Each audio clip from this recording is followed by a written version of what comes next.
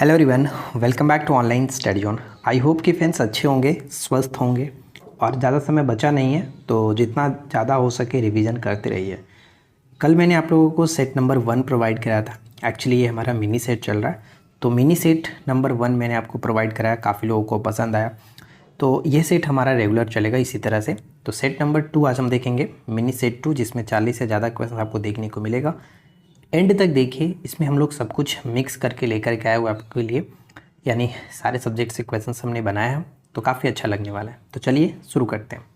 तो पहला प्रश्न ये बनता है कि केंद्र सरकार तथा राज्यों के मध्य आर्थिक संबंधों की विवेचना की गई है किस अनुच्छेद में? तो आर्थिक संबंधों की जो विवेचना की गई है वो संविधान के अनुच्छेद 268 से 293 के अंतर्गत। यहाँ पे हम बी को टिक कर सकते हैं। अब चलिए मैं आप लोगों को इसके बारे में थोड़ा सा जानकारी दे देता हूँ। भारतीय संविधान के अनुच्छेद 268 से 93 में केंद्र और राज्यों के बीच आर्थिक संबंधों की विवेचना की गई है। इन अनुच्छेदों में केंद्र और राज्यों के बीच वित्तीय संबंधों से जुड़े कई बातें बताई गई हैं, जैसे कि केंद्र और राज्यों को राजस्व जुटाने और व्यय करने का अधिकार दिया गया। संसद को उन राज्यों को अनुदान देने का अधिकार है जिन्हें वित्तीय सहायता की ज़रूरत है। तो इस तरह से कई सारी चीज़ें इसमें बात की गई है 268 से 293 के बीच। ठीक है, अगर आप लोगों को इस तरह का रेगुलर वीडियो चाहिए तो आप हमारे साथ जुड़ सकते हैं। चैनल को सब्सक्राइब कर लीजिए और इस वीडियो को ज़्यादा से ज़्यादा लाइक करिए, फ्रेंड के साथ शेयर करिए। सेकेंड क्वेश्चन आता है कि सरकारी आयोग गठित हुआ था समीक्षा करने के लिए। तो सबसे पहला चीज़ ध्यान रखना है कि सरकारी आयोग का गठन जो किया गया था जून 1983 में गठन किया गया था, और इस समिति यानी इस आयोग ने अपना जो रिपोर्ट प्रस्तुत किया था वो जनवरी 1988 में अपना रिपोर्ट प्रस्तुत किया था। करीब 1600 पन्नों का ये रिपोर्ट प्रस्तुत किया गया था। तो यहाँ पे बता दूं कि ये जो गठन किया गया राज्य और संघ यानी केंद्र और राज्यों के बीच संबंधों के बारे में समीक्षा के लिए गठन किया गया था। तो यहाँ पे डी बिल्कुल सही आंसर बन जाता है। क्वेश्चन नंबर 3 आता है कि अनुच्छेद 249 के खंड 1 के अंतर्गत पारित प्रस्ताव निम्नलिखित में से किससे अधिक समय के लिए प्रवृत्त नहीं रहेगा? तो ध्यान रखना है कि 1 वर्ष से अधिक के लिए प्रवृत्त नहीं रहेगा। 249 की बात करें तो आपको पता होगा 249 में क्या बात कही जाती है। 249 में ये बात कहा जाता है कि केंद्र सरकार जो है, देखिए यहाँ पे पढ़ते हैं कि भारतीय संविधान के अनुच्छेद 249 के खंड 1 के तहत पारित प्रस्ताव 1 वर्ष से ज़्यादा समय के लिए प्रवृत्त नहीं रहता है। 249 के तहत राज्यसभा जो है अगर अपने सदस्यों के 2/3 बहुमत से प्रस्ताव पारित करती है तो संसद जो है, संसद राज्य सूची के में जो भी विषय हैं, राज्य सूची में शामिल जो भी विषय हैं उन पर कानून बना सकती है। जनरली हम जानते हैं ना कि 3 सूचियां दी गई हैं, राज्य सूची, संघ सूची और समवर्ती सूची। यानी जो भी सूची राज्य में है उन पर कानून बनाने का अधिकार राज्य को होता है, और केंद्र वाले जो सूची हैं उन पर केंद्र सरकार बनाती है, समवर्ती वाले दोनों मिलकर के बनाते हैं। लेकिन अगर यहाँ पे जो बात हमने किया 249 के तहत समझ सकते हैं कि राज्यसभा अगर अपने सदस्यों के 2/3 बहुमत प्रस्ताव पारित करता है तो राज्य सूची के जो भी विषय हैं उस पर कानून बनाने का अधिकार संसद को मिलता है। ठीक है, ये थोड़ा सा याद रखना है। अगला प्रश्न आता है कि व्यापार संघ भारत के संविधान की 7वीं अनुसूची में की गई है, तो सूची में सूचीबद्ध है। तो व्यापार संघ जो आता है वो समवर्ती सूची का विषय है। यहाँ पे डी बिल्कुल सही आंसर बन जाएगा। देखिए मैंने बहुत पहले वीडियो एक बनाया था जिसमें आपको इस तरह का समवर्ती सूची, राज्य सूची और संघ सूची को बहुत ही सिंपल वे में, बहुत ही सिंपल से ट्रिक के साथ याद कराया। अगर आपने उस वीडियो को नहीं देखा है तो ज़रूर चेकआउट कर लीजिएगा। अगर आप कहेंगे तो मैं फिर से वीडियो बना दूंगा, तो जैसा आपके राय रहे नीचे कमेंट कर सकते हैं। निम्नलिखित में से कौन सा जो विद्वान है आर्यों के तिब्बत होम थ्योरी से संबंधित है? आर्यों के तिब्बत होम थ्योरी से संबंधित है दयानंद सरस्वती। Dayanand Saraswati option C. कौटिल्य के सप्तांग सिद्धांत में आमत्य निम्नलिखित में से किसे दर्शाता है? कौटिल्य के सप्तांग सिद्धांत में आमत्य जो है वो मंत्री और अधिकारियों को दर्शाता है। यहाँ पे सी करेक्ट आंसर बन जाता है। किस अग्रणी वैज्ञानिक ने 1890 के दशक में कई किलोमीटर की दूरी तक संकेतों को प्रसारित करने के लिए रेडियो तरंगों का इस्तेमाल किया है? यानी हम ये कह सकते हैं रेडियो तरंग के आविष्कारक कौन है? क्वेश्चंस को ज़्यादा लंबा ना करके वे सिंपल वे में यही है कि रेडियो तरंगों का आविष्कार किसने किया? तो यहाँ पे करेक्ट आंसर होगा मार्कोनी, जी मार्कोनी हम जिसको जानते हैं। ऑप्शन ए करेक्ट आंसर बन जाता है। पृथ्वी के आंतरिक ऊष्मा इंजन के लिए मुख्य ऊर्जा स्रोत क्या होता है? ये क्वेश्चन आपका एसएससी सीजीएल एक बार पूछ चुका है और साथ साथ यूपी पीसीएस में भी ये क्वेश्चन से एक बार पूछा गया। तो पृथ्वी के आंतरिक ऊष्मा इंजन के लिए मुख्य ऊर्जा स्रोत क्या है? तो सही आंसर यहाँ पे बनेगा रेडियो जनित ऊष्मा और प्रारंभिक ऊष्मा। यहाँ पे बी बिल्कुल करेक्ट आंसर बन जाता है, बी सही आंसर बनेगा।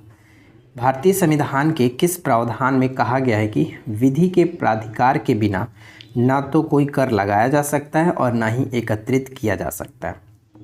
किस अनुच्छेद में ये बात कही गई है? तो अनुच्छेद 265 में ये बात कहा गया है कि बिना विधि के प्राधिकार के बिना ना तो कोई कर लगाया जा सकता है और ना ही एकत्रित किया जा सकता है। नेक्स्ट प्रश्न आता है कि भारतीय संविधान का अनुच्छेद 249 संबंधित है। देखिए ऊपर में हमने बात किया था 249 के बारे में, तो आप लोग इसका सही आंसर नीचे कमेंट करके बताइए कि अकॉर्डिंग टू ऑप्शन क्या सही आंसर बनेगा। 10 का सही आंसर क्या होगा जल्दी से कमेंट करके बताइएगा, ठीक है।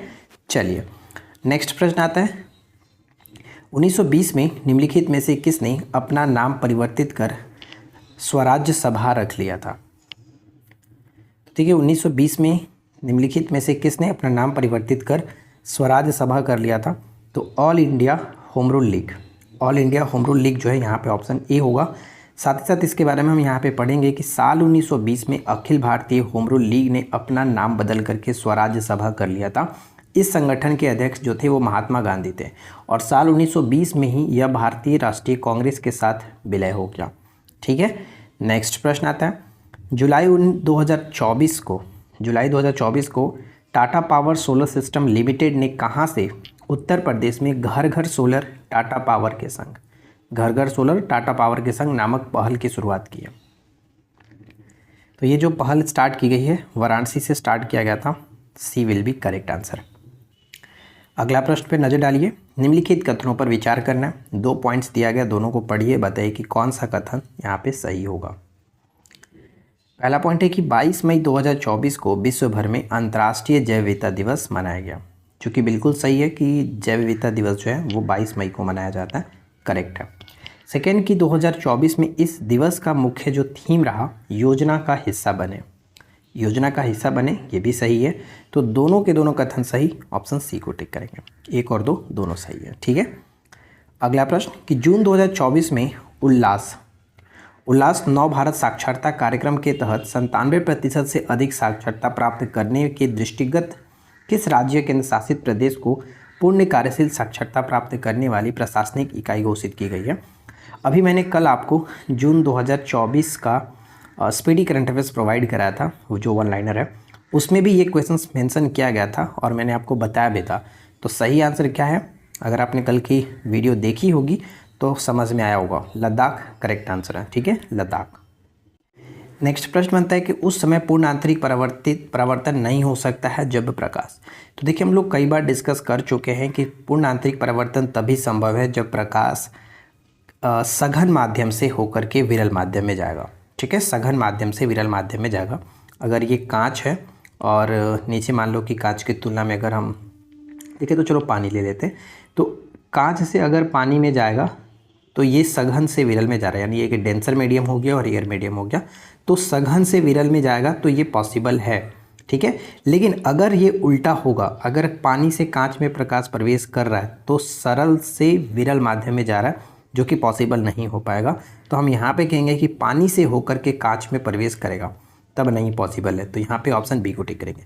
बाकी ऑप्शन पे नज़र डालिए, कांच से होकर के पानी में जा रहा है, यानी कांच सघन माध्यम, पानी विरल माध्यम हो गया, तो यहाँ पे क्या हुआ, कांच से लेकर के सघन में जाएगा, तो इस तरह में तो पूर्णांतरिक परावर्तन होगा ही। पानी से अगर तुलना करें वायु के, तो पानी ज़्यादा सघन माध्यम होगा वायु की तुलना में, तो ये भी पॉसिबल है। कांच से वायु में फिर से वही चीज़ यहाँ भी पॉसिबल है।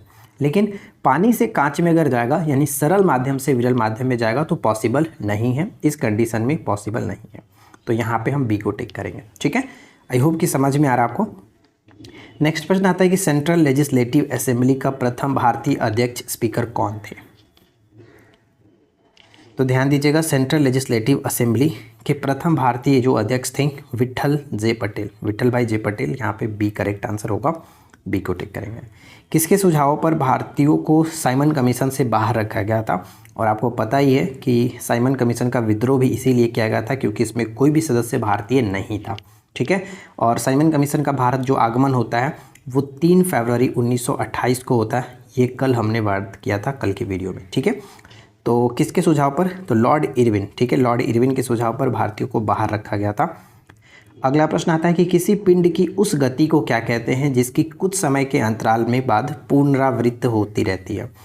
मान के चलो कि घड़ी के जो सुई है उसका जो चक्कर है वो क्या होता है, एक तरह का कह सकते हैं कि आवधिक गति होता है, यानी कुछ समय के बाद वो अपने वापस उसी जगह पर एक कुछ समय के अंतराल के बाद पुनरावृत्त होती रहती है, तो उसे हम लोग आवधिक गति कहते हैं।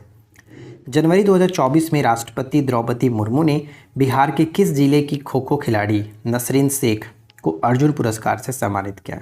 तो मैंने पर्सनालिटी वाली वीडियोज़ आप लोग को प्रोवाइड कराया था जिसमें करीब मैंने 40-50 से ज़्यादा क्वेश्चंस उसमें डिस्कस किए हुए हैं, नोट्स वाला फॉर्मेट है। अगर आपने उसको देखा है तो आपको पता होगा कि ये सब कुछ हमने डिस्कस किया हुआ है कि इनका संबंध अररिया से है और ये खो खो प्लेयर है। ठीक है, याद रखिएगा, खो खो प्लेयर है और नसरीन शेख को अर्जुन पुरस्कार से नवाजा गया राष्ट्रपति द्रौपदी मुर्मू के द्वारा। तो यहाँ पे बी बिल्कुल सही आंसर बन जाएगा। बिहार स्पेशल वाला जो हमारा कोर्स है उसमें सारा PDF अपलोडेड है। जो लोग जुड़े हुए हैं उसमें टाइम टू टाइम रिवीजन करते रहिएगा। जो लोग नहीं जुड़े हैं जाकर के एप्लीकेशन पर ज्वाइन कर लीजिएगा, बहुत ही कम कीमत के साथ आपको मिल जाएगा, सारा नोट्स आपको वहाँ पे मिल जाएगा। नेक्स्ट है कि निम्नलिखित में से कौन प्रधानमंत्री राष्ट्रीय बाल पुरस्कार 2024 के प्राप्तकर्ता बिहार से हैं?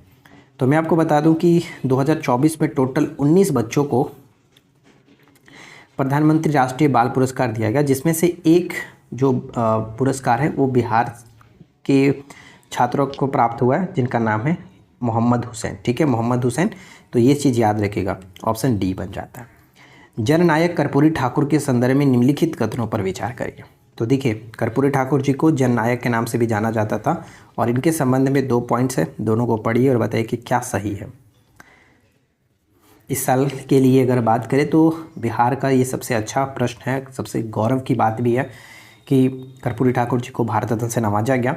तो हाल ही में भारत सरकार ने उन्हें 125वीं जयंती पर मरणोपरांत भारत रत्न से सम्मानित किया। देखिए, यहाँ पे सब कुछ सही था लेकिन ये चीज़ गलत है, 125वीं नहीं 100वीं जयंती पर। ठीक है, 100वीं जयंती पर उनको ये पुरस्कार से नवाजा गया। तो ये पॉइंट हमारा गलत बन गया। उन्हें लालू प्रसाद यादव, नीतीश कुमार का राजनीतिक गुरु कहा जाता है, ये तो बिल्कुल सही है, वो कई नेताओं के गुरु माने जाते हैं। तो यहाँ पे सही होगा केवल और केवल 2। इनके बारे में मैंने और भी कुछ लिख रखा है, तो चलिए देख लेते हैं। जैसे कर्पूरी ठाकुर जी हाल ही में 24 जनवरी 2024 को उनकी 100वीं जयंती मनाई गई और इस अवसर पर भारत सरकार ने उन्हें मरणोपरांत भारत रत्न से सम्मानित करने का निर्णय लिया। जननायक कर्पूरी ठाकुर जी का जन्म 24 जनवरी 1924 को समस्तीपुर जिले के पित्रौछिया गांव में, जिसे अब कर्पूरी ग्राम के नाम से जाना जाएगा, परिवार में हुआ था, नाई परिवार में हुआ था। कर्पूरी ठाकुर 2 बार बिहार के मुख्यमंत्री बने थे और पहली बार सोशलिस्ट पार्टी से 1970 में और फिर 1977 में जनता पार्टी से वो मुख्यमंत्री थे। कर्पूरी ठाकुर जी का निधन 27 फरवरी 1988 को दिल का दौरा पड़ने से हुआ था। उस समय उनकी जो आयु थी वो 64 वर्ष थी। उन्हें लालू प्रसाद यादव, नीतीश कुमार, रामविलास पासवान, सुशील कुमार मोदी इनके जो कि राजनीतिक गुरु के रूप में माने जाते हैं। तो ये सब कुछ पॉइंट्स याद रखिएगा, खास करके वो 2 बार बिहार के मुख्यमंत्री रह चुके थे, 1970 और 1977, ये दोनों याद रखिएगा। पहली बार सोशलिस्ट पार्टी के थ्रू वो 1970 के मुख्यमंत्री बने और दूसरी बार जनता पार्टी के द्वारा 1977 में मुख्यमंत्री बने थे। ठीक है, तो ये सब कुछ याद रखिएगा। चलिए आगे बढ़ते हैं और अगला प्रश्न हमारा आता है। इसके बाद हमारा अगला प्रश्न आता है कि 75वें गणतंत्र दिवस पर गांधी मैदान पटना में निकाली गई झांकियों में किस विभाग की झांकी को पहले पुरस्कार से सम्मानित किया गया? यानी बिहार की बात कर रहे हैं हम लोग। तो यहाँ पे ध्यान रखिएगा, सही आंसर बनेगा नगर विकास एवं आवास जो विभाग है, इसको प्रथम पुरस्कार मिला था और दूसरा पुरस्कार यहाँ पे जाता है बिहार राज्य खेल प्राधिकरण को। और अगर हम यही नेशनल लेवल पे बात करें तो सांस्कृतिक मंत्रालय की जो झांकी थी उनको सबसे अच्छा पुरस्कार दिया गया और राज्यों में देखा जाए तो उड़ीसा को सर्वश्रेष्ठ पुरस्कार दिया गया था। डॉक्टर बिंदेश्वरी पाठक के संदर्भ में निम्नलिखित कथनों पर विचार करिए। देखिए 2 पॉइंट्स हैं। दोनों को पढ़िए, बताइए कि क्या सही होगा। तो डॉक्टर बिंदेश्वरी पाठक की बात करें तो उन्हें 1970 में सुलभ इंटरनेशनल सोशल सर्विसेज ऑर्गेनाइजेशन की स्थापना की थी। सुलभ शौचालय के बारे में आपको पता ही होगा, इसके लिए काफ़ी विख्यात थे। हाल ही में मरणोपरांत उन्हें पद्म भूषण से सम्मानित किया गया। यहाँ पे थोड़ा सा मिस्टेक है कि इनको हाल ही में पद्म भूषण नहीं, पद्म विभूषण, भारत का जो सर्वोच्च दूसरा सबसे नागरिक पुरस्कार माना जाता है, पद्म विभूषण से नवाजा गया। तो पहला तो सही था लेकिन दूसरा गलत है। तो करेक्ट आंसर क्या होगा? केवल और केवल एक सही है। ठीक है, आगे बढ़ते हैं। नेक्स्ट आता है कि स्वतंत्रता पूर्व भारत में गरीबी रेखा पर चर्चा करने वाले पहले व्यक्ति कौन थे? तो ध्यान दीजिएगा, स्वतंत्रता पूर्व भारत में गरीबी रेखा पर चर्चा करने वाले पहले व्यक्ति थे दादा भाई नौरोजी। ऑप्शन सी, दादा भाई नौरोजी। निम्नलिखित कथनों पर विचार करिए और बताना है कि कौन सा कथन सही है। फर्स्ट, सेकेंड, थर्ड, तीनों पॉइंट्स को पढ़िए और बताइए क्या सही होगा। पहला चीज कि मराठा कराधान प्रणाली में चौथ और सरदेशमुखी दो महत्वपूर्ण कर थे। चौथ विजित राज्यों के क्षेत्रों में उपज का 1/4 यानी चौथाई भाग वसूल किया जाता था। तो यहाँ तक तो दोनों चीज़ सही है। यह एक सैन्य यानी जो चौथ की बात की जाए, चौथ एक सैन्य कर था जो तीसरी शक्ति से यानी किसी दूसरे राज्य के आक्रमण से सुरक्षा के लिए प्रदान किया जाता था। तो यहाँ पे भी सही है। तो तीनों के तीनों पॉइंट सही है, ऑप्शन डी हो जाएगा। ठीक है, नेक्स्ट प्रश्न बनता है कि निम्नलिखित चित्रकारों में से किसे जहांगीर ने नादिर उज जमा की उपाधि दी थी? नादिर उज जमा की उपाधि दी थी अबुल हसन को। ठीक है, जहांगीर ने अबुल हसन को नादिर उज जमा की उपाधि दी थी। दारा सिकों ने किस शीर्षक के अंतर्गत उपनिषदों का फारसी में अनुवाद किया? दारा सिकों ने किस शीर्षक से उपनिषदों का फारसी अनुवाद किया? तो सिरे अकबर के नाम से ये जो कि फारसी का अनुवाद किया था। निम्नलिखित में से किस कारक में कमी होने से वाष्पीकरण की दर जो कि वृद्धि होती है? तो वाष्पीकरण की दर वृद्धि तब होगा जब आर्द्रता कम रहेगा। Option D. चलिए आगे बढ़ते हैं। नेक्स्ट प्रश्न आता है कि भौतिकी और खगोल विज्ञान में उस परिघटना का नाम क्या है जिसमें एक चुंबकीय क्षेत्र में प्रकाश स्रोत को रखने पर कुछ भिन्न आवृत्ति के दो या अधिक घटकों में वर्णक्रमीय रेखा का विभाजन सम्मिलित होता है? बहुत अच्छा प्रश्न है। सही आंसर बनेगा जो कि ऑप्शन ए, जीमैन प्रभाव। ठीक है, जीमैन प्रभाव इसको कहा जाता है। और यहाँ पे हम समझ देते हैं। देखिए, जीमैन प्रभाव यदि वर्ण क्रमदर्शी की विभेदन क्षमता काफ़ी अधिक हो तो चुंबकीय क्षेत्र में रखे प्रकाश स्रोतों की प्रत्येक वर्णक्रम रेखा कई घटक रेखाओं में विभाजित हो जाती है और इस घटना को जीमैन प्रभाव कहा जाता है। सुपर कूलिंग का अभिप्राय तरल के किस बिंदु पर शीतलता से है? सुपर कूलिंग, तो ध्यान देना, सुपर कूलिंग का अभिप्राय हम यहाँ पे कह सकते हैं हिमांक से नीचे। बी बिल्कुल सही होगा, हिमांक से नीचे। नेक्स्ट प्रश्न बनता है कि खाली स्थान विकिरण बेल्ट चुंबकीय रूप से फंसे हुए अत्यधिक ऊर्जावान आवेशित कणों की विशाल पट्टी है जो पृथ्वी को घेरे रहते हैं। निम्नलिखित में से क्या जो है वो विकिरण बेल्ट चुंबकीय रूप से फंसे हुए अत्यधिक ऊर्जावान आवेशित कणों की विशाल पट्टी है? तो वैन अलेन जो है, वैन अलेन, देखिए वैन एलेन विकिरण जो होता है एक प्रकार का विकिरण बेल्ट चुंबकीय रूप से फंसे हुए अत्यधिक ऊर्जावान आवेशित कणों की विशाल पट्टी होती है वैन अलेन। ठीक है, कर्नाट वंश के किस शासक ने कर्नाट कुलभूषण की उपाधि धारण की थी? तो कर्नाट कुल, बिहार में कर्नाट वंश के बारे में अच्छे से पढ़ लीजिएगा। जो भी चीज़ें हैं जितना हो सके उतना अच्छे से याद रखिएगा कर्नाट वंश के बारे में, क्योंकि हर साल कुछ ना कुछ यहाँ से पूछा ही जाता रहता है। तो कर्नाट कुलभूषण की उपाधि नान्यदेव, और नान्यदेव कर्नाट वंश के संस्थापक भी हैं। ठीक है, नेक्स्ट आता है कि निम्न में से किसे फिरंगिया संगीत के रचयिता के रूप में जाना जाता है? तो फिरंगिया जो है इस संगीत के रचयिता के रूप में जाना जाता है मनोरंजन प्रसाद सिन्हा। मनोरंजन प्रसाद सिन्हा, ऑप्शन बी। सविनय अवज्ञा आंदोलन के दौरान हजारीबाग जेल से किस हस्तलिखित मासिक पत्रिका का प्रकाशन होता था? हजारीबाग जेल से, तो बंदी कैदी। ठीक है, बंदी कैदी। वांडीवास का युद्ध इन दोनों के बीच लड़ा गया था।